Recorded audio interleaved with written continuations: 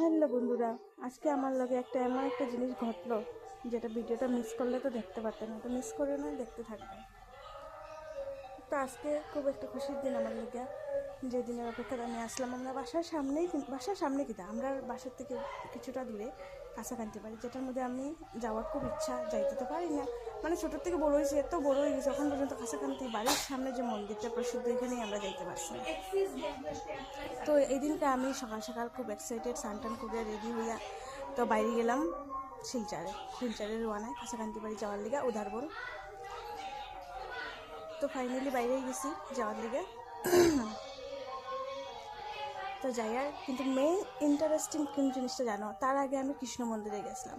কৃষ্ণ মন্দিরে আমার এই টিকাটা দিছিল, যেটা আমি খুব ভালো লাগে আমার এই টিকাটা লাগাইতে। আমরা তো আর বৈষ্ণব না বা অত ঠাকুরের এরকম ভক্তও না, আমরা যেরকম নর্মাল আমরা সবসময় কাজকামের মাধ্যমে ঠাকুররে দিই, ঠাকুর ডাকি, যতটুকু সময় পাই ঠাকুররে দিই। কিন্তু ওইরকম তো না যে আমরা তিলক দিই, এরকম কিছু না। কিন্তু কৃষ্ণ মন্দিরে যাওয়ার কারণে আমারে তারা তিলক দিয়া দিছে।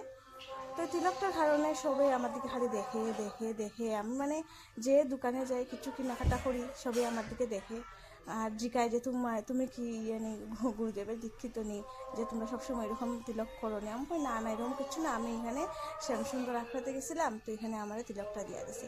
আমার ভালো লাগে তিলকটা, যে করে তারও ভালো লাগে, মানে যে কোনো মানুষের যদি আমি দেখি এরকম তিলক করা আমার খুব ভালো লাগে। বিশেষ করে মেয়েরা দেখতে একটু বেশি ভালো লাগে, আর বয়স্ক মানুষ তো তারা তো সবসময় দেয়, যে জিনিসটা আমার খুবই বেশি ভালো লাগে। তো এই কারণে আর কি করলাম, আজকের ভিডিওটা একটু অন্যরকম।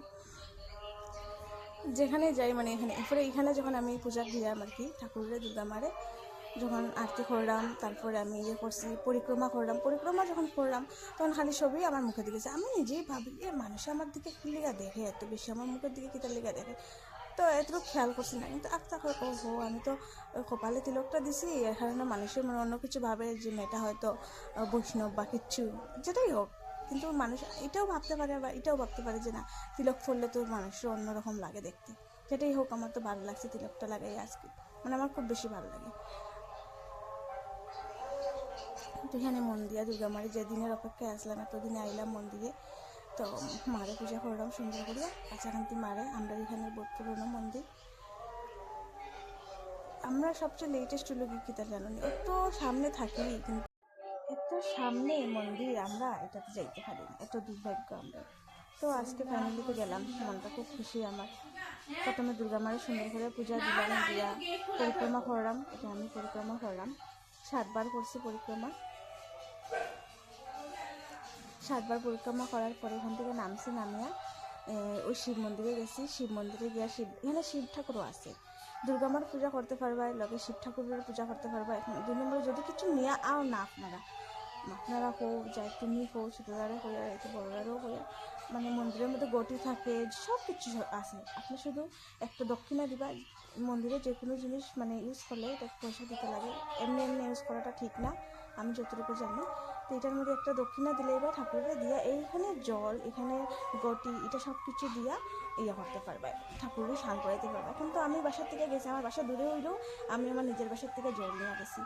আর নিজের বাসার থেকে জল নিয়ে ঠাকুরকে দেওয়াটা খুব বেশি ভালো, তার কারণে আমি আমার বাসার থেকে আমি সব কিছু নিয়ে আসছি, জল টল সব কিছু নিয়ে আইসি, আর আমি আমার এখানে করাইছি। কিন্তু এখানের মধ্যে সব সুবিধা আছে, সামনে জল আছে, মন্দিরের মধ্যে গটি আছে, ঘি, সব কিছু আছে। ঘির মধ্যে আপনি আনলে তো আনলা, না আনলে এখান থেকে নিয়ে শিব ঠাকুরটা সুন্দর করিয়া স্নান করাইতে পারবে। এখানে ভিতরে একটা আলাদাভাবে ব্রাহ্মণ বোন সবসময় থাকেন, তাই তার কাছ থেকে অঞ্জলি নিতে পারবা, সব কিছু করতে পারবা।